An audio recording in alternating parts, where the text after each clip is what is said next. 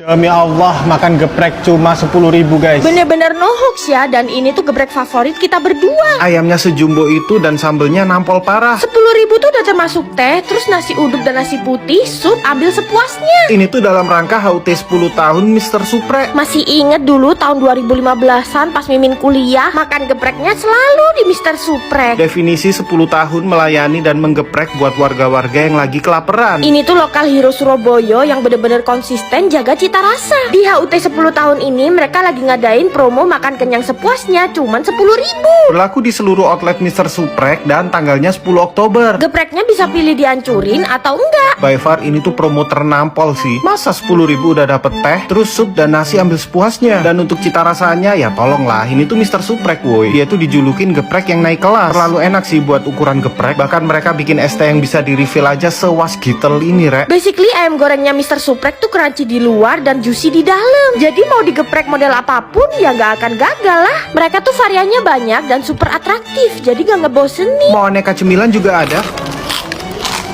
Dan yang terpenting buat mimin cowok, ini tuh 100% halal MUI. Cuslah samperin HUT 10 tahun Mr. Suprek dan jangan lupa sikat abis promonya ya.